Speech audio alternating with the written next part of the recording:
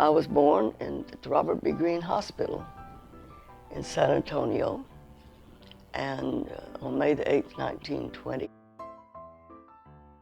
And I lived the first 20 years of my life at one place in San Antonio, and that's where they decided to live. My parents were married on June the 25th, 1919. We lived in a coachman's house. It had been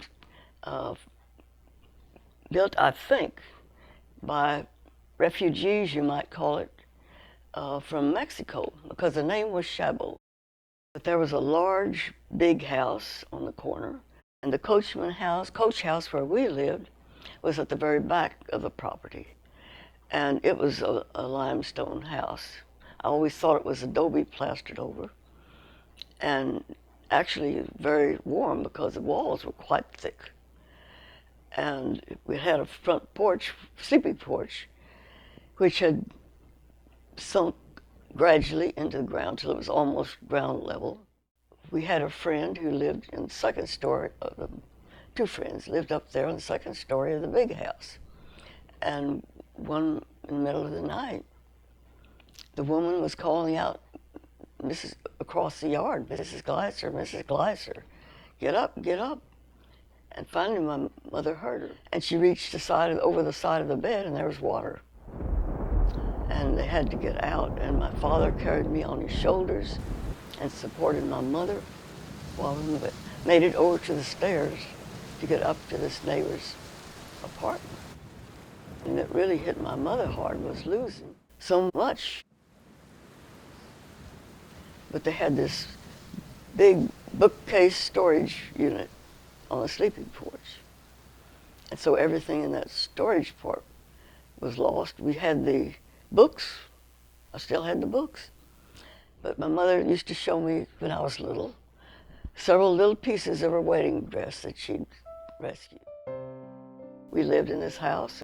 There was nobody my age around, so I really didn't get associated with children when I was small, except going to Sunday school, which wasn't much of an association to play with.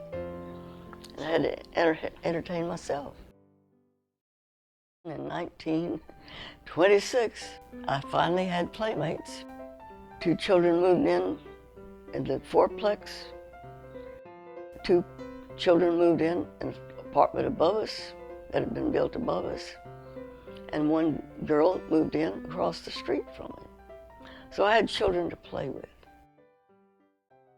And that wasn't all that happened that year, having playmates. It was a very busy year. My sister was born in October the 15th that year, and I was given the privilege of naming her. And I chose the name Genevieve because that was a character in one of the little stories that my mother read me out of a book. And I liked that. So her second name came from our paternal side of my grandmother, whose name was Alice Adelia. And so my sister became Genevieve Adele. Not long after she was born, I came down with this very severe case of chickenpox. So severe that my mother had to watch me all the time. My mother could then not take care of my sister, but a neighbor offered to care for her while my mother cared for me. And that lasted until the next semester. I was even late starting school then. I came down with whooping cough in May, and I coughed all summer long. In fact, I was still coughing in September when it was time to start school, so I had to stay home. My schooling in elementary school was really interesting. Every one of the teachers that I had a different main interest, and that really broadened our outlook on life. My first grade teacher, stressed exercise, eating well, and staying healthy. And the strange part about it was that rain or shine, she had us out on a little platform with a sound going, where we were doing calisthenics out there. And it had to be pretty bad weather not to be out there exercising. And in the second grade, it was more a matter of learning how to spell, which people don't seem to do anymore, and learning about historical things even. It was very well-rounded time there. And the third grade was Texas history mainly, and an introduction to the world itself. And that's when I really became fascinated. And maps, which I love. And the fourth grade, the teacher was interested in art as much as anything else. And I made a bowl that from scratch that we watched. All went down and watched the firing of it at a kiln, because we all had to make something. And in the fifth grade, we were taken to see Mission Conception and Mission San Jose. And another trip that we made, we went to learn about wildflowers. She was interested also in drama, because we read or memorized for a play called Mrs. Wiggs of the Cabbage Patch. Of course, I was Mrs. Wiggs. But it was all a very well-rounded schooling, I think, for the elementary school. My friend across the street was Dorothy. And for some reason, her parents had to be gone. And her mother told her to lock the door, not to let anybody in while they were gone. So Dorothy had a new piece on the piano. We were going to practice that. And a woman had moved in across the street in that little cottage that was attached to the big house. And she came storming over to the house, pounding on the door, trying to get in it. "You're making too much noise. You're disturbing the peace." You know, and she was very ferocious, but we didn't let her in. So she filed charges of disturbing the peace on us. And sure enough, Dorothy's father had to take us to the court. That's the first time I was ever in a courtroom. And one night, when was it, maybe 1928 or 9, I just recently heard that that when you heard an owl at night, somebody died. Mrs. Chabot died that night, at about that time. Don't tell me there aren't strange things that happen. In 1929, I finished elementary school, and it wasn't long after that till the Depression began with Wall Street.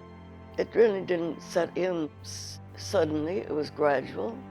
At one time, there were so many impressions of the way it was affecting everyone that I saw. One day I came home from the library, and I met a man walking toward me from the house, wearing layers of old clothing.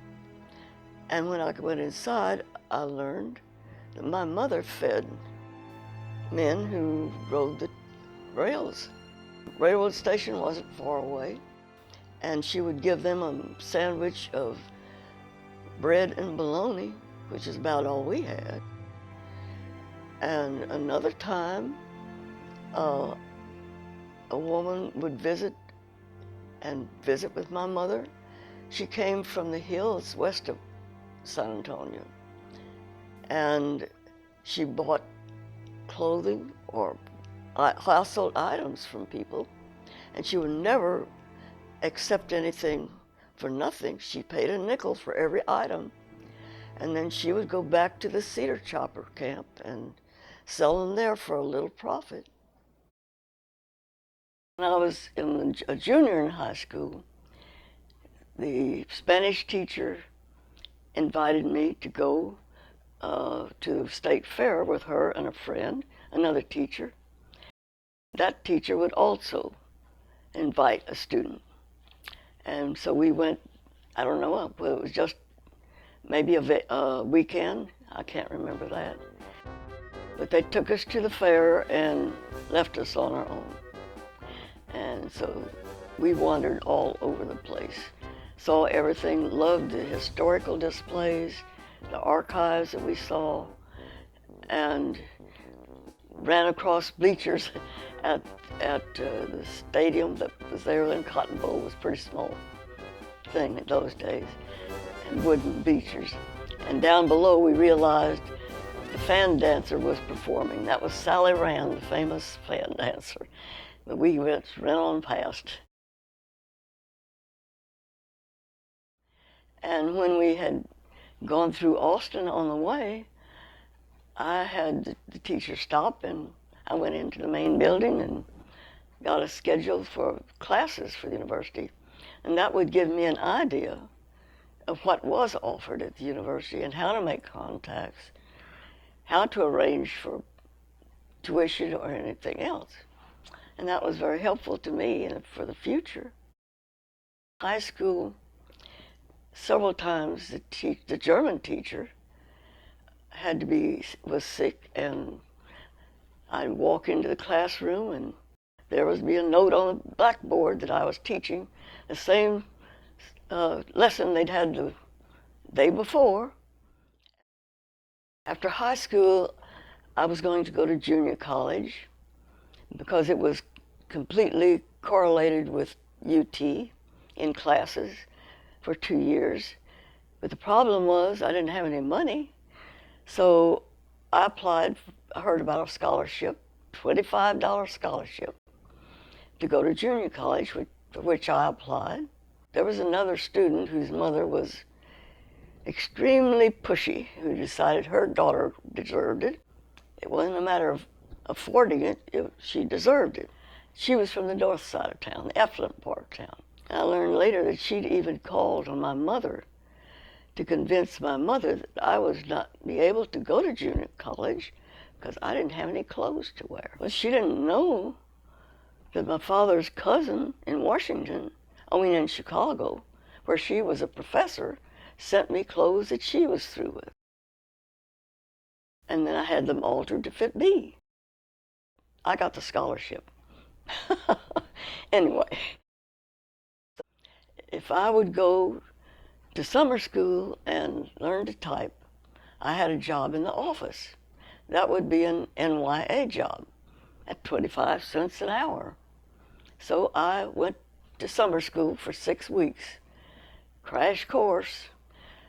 You got 2 courses for $15, or 1 course. Well, I wasn't going to waste that $7.50. And since high school was only 11 years and not 12, we did not have advanced classes at high school. So I applied for the advanced class in algebra. As it turned out, I was only one of 2 girls in the class. And I made a good friend of a boy who needed to study German and learn German. And we spent lots of time together at my house. He'd come over at night and we'd study for a couple of hours at a time while he was trying to learn German. And we went places, walked places from junior college. And I never really knew if he was supposed to be a boyfriend because he never asked me out, but he was always available. He asked me to help with a festival that he was trying to find programs to go with it. And he asked me to read poems. Well, that wasn't something new. What did I have to do? I had to go down to the library and find a book on palm reading to study. And I found one written by an Indian man, and I had to study poems. So I had a little tent that I was in, and students, a couple of them came in, and one of the rich girls came in and told me I was going to have to disguise my voice. She thought people would recognize it. Please lower your voice and well, I read poems And they were astounded because, believe it or not, I was astounded because I was telling them things that really had, their life really was like, and what to expect. And even later years, I could read somebody's poem and tell you something like the condition of your heart, or what your life expectancy would probably be if, how long you would live, or interference. It was a very interesting subject to learn. But it was things like that that kept me really enjoying junior college. I had no money to go to UT yet. And I had overheard one engineering student telling about working at Tobin Aerial Surveys. Okay, that sounded like an interesting place. They made maps. I loved maps. So I walked over and applied at Tobin Aerial Surveys. It was a mile or so from my house. And they hired me first to work where they compiled the complete maps. Photos had to overlap perfectly and color perfectly. And I was there about a week or two. And then they sent me to learn map drafting. I was pretty slow, but they were patient. I was slow at everything I did manually. And it took me a lot of time to learn some of these things. But I was helped by my knowledge of trigonometry. That had a lot to do with it.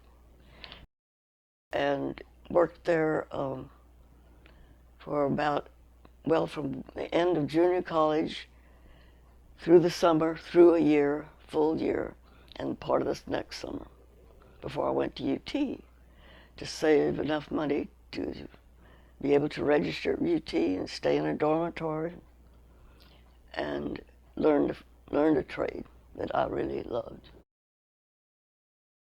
He finally got to UT and was finding jobs and working at different places. I had made $8 a week at Tobin Aerial Surveys finally, and I had saved that so that I could at least partly support myself while I went to the university. So I only had to work half-time waiting tables at the dormitory. I worked at the Anthropology Museum on the NYA for 25 cents an hour. I had a few tutoring jobs, off and on, small ones, and I got into anything I could, but short time or long time, and I was really, really happy to be able to take so many courses of my choice, because I too had completed some of the requirements. You know, your English, your math, your science, they were finished. And I could concentrate on geology and anthropology. I applied on the last day for the Pan-Hellenic Scholarship. I thought, why pass it up?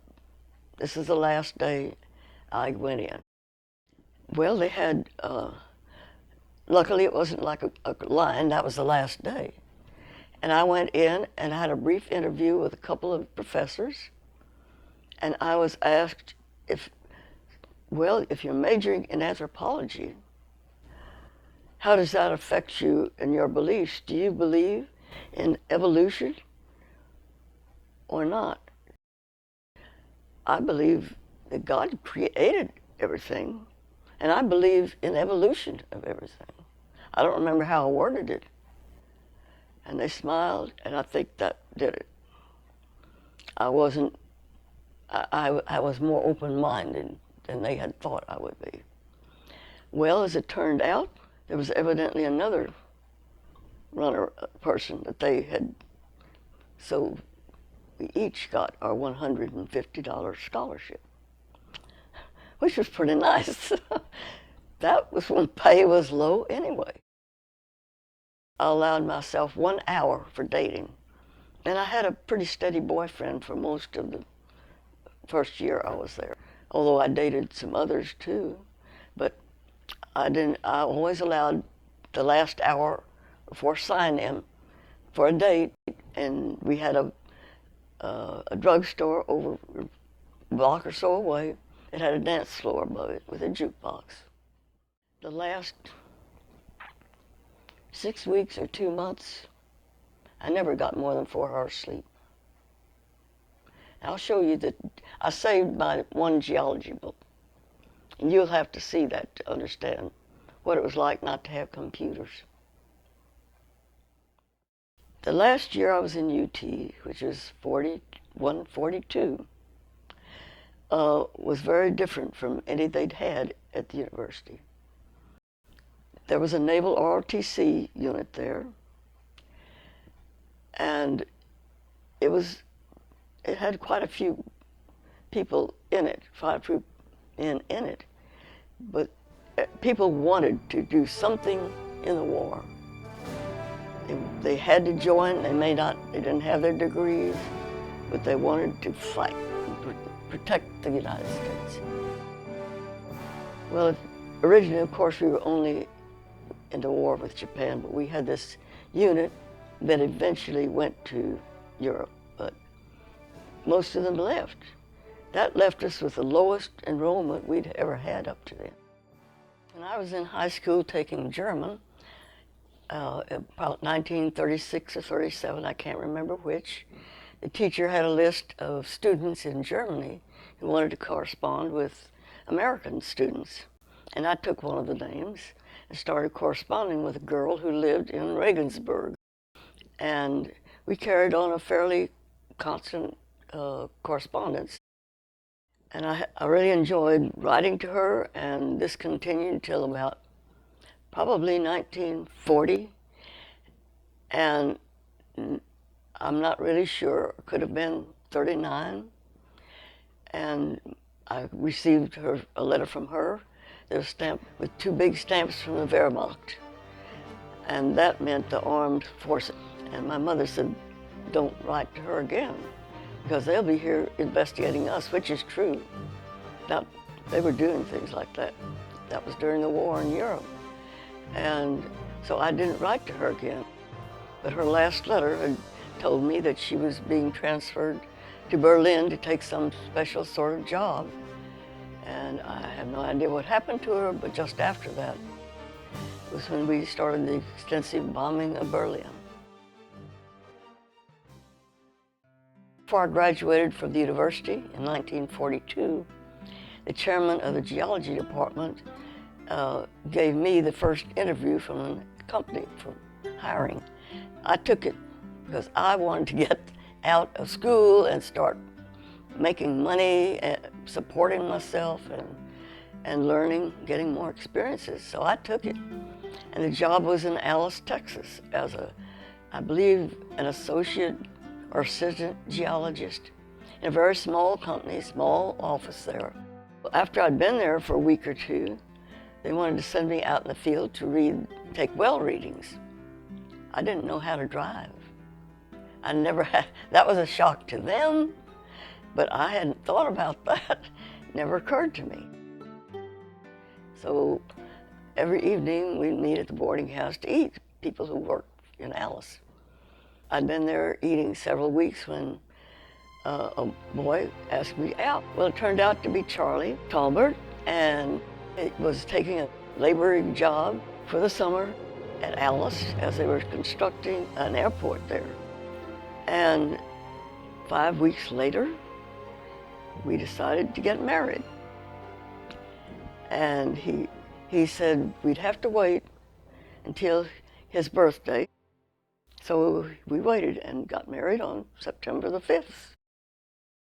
But it was not an easy arrangement because I lived in Alice, he lived at home in Kingsville, and we took alternate weekends visiting each other. Charlie graduated from A&I College in Kingsville in 1943 in electrical engineering, and then he decided to go with my field of geology. We went to work for National Geophysical Company, testing for possible deposits, oil or gas. He was put in charge of the field crew, and I was the computer. And of course, in those days, computer had nothing to do with electronics. Everything was manual or memory, map working. It was quite a chore, really. But we were sent to a number of locations in West Texas for periods ranging from 10 days to 4.5 months. Locations sometimes changed on very short notice, and we often lived in rooms, sharing bathrooms or even using community bathrooms. Our last assignment was in Newton, Kansas. During December, it was impossible to place dynamite in the ground for making recordings. So that, plus a need for something more challenging, brought us to Austin in January 1945, when Charlie began a 27-year career in the University of Texas Electrical Engineering Department as a research engineer. So Charlie had a job, but I had to find one. And after several efforts in several places in town, I ended up as the draftsman for the city planning department. At that time, Anderson Lane was about the outskirts of Austin. Charlie worked at the Balcones Research Lab, it was called. It was 3.5 miles from the house we decided to build, and I'm still in that house 57 years later.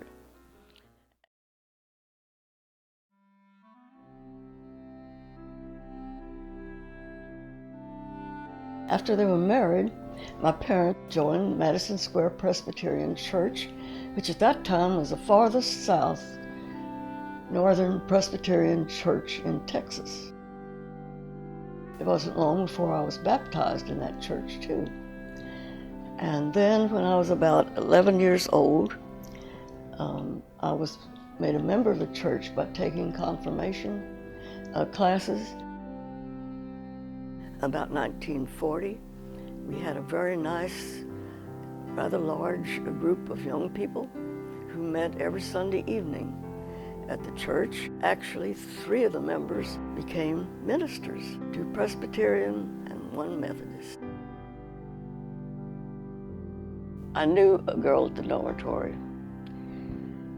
who went to the Methodist church. I had attended the Presbyterian.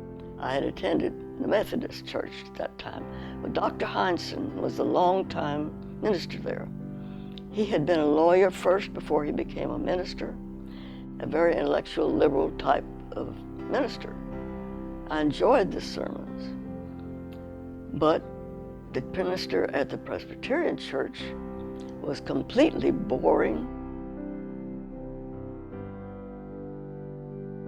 When a minister from the First Presbyterian Church came to visit me at the first house where Charlie and I had bought,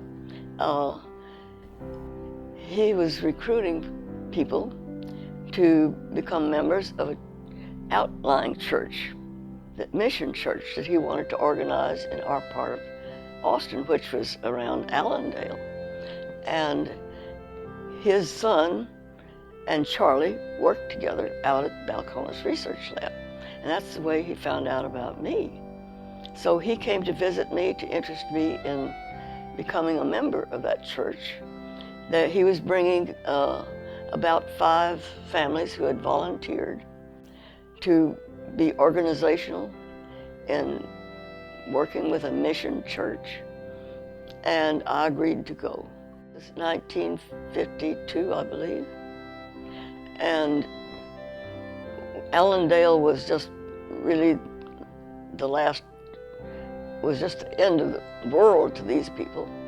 We met originally at Rosedale Elementary School, and a few people from the lab also joined and became part of the meteorology crew that Charlie worked with were there, so that we had a nice group of people.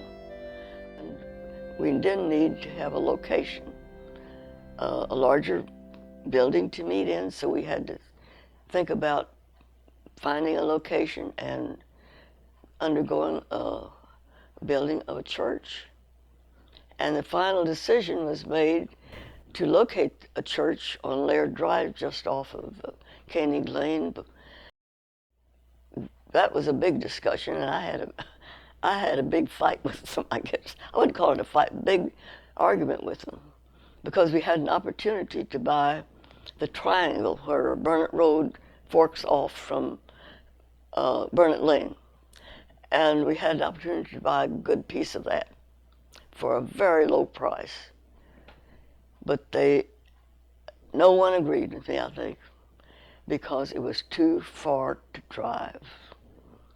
So that gives you an idea of the attitude of people in Austin in those days. We were a small town, and so we built on Laird Drive, and it was an interesting thing. But I think the founding of it, and the stress, and the actual acquisition of members in the very beginning was interesting, because we did draw in eventually quite a few people to be with us.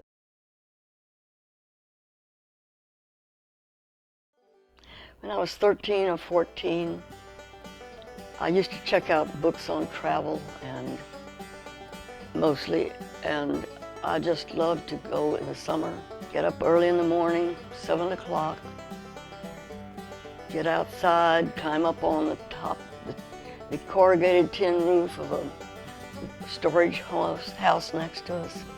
And I'd lie there on my back under the shade of elm and hackberry trees and imagine all sorts of things going on, and traveling, doing archaeology as I'd wanted to do, and spend a lot of time up there.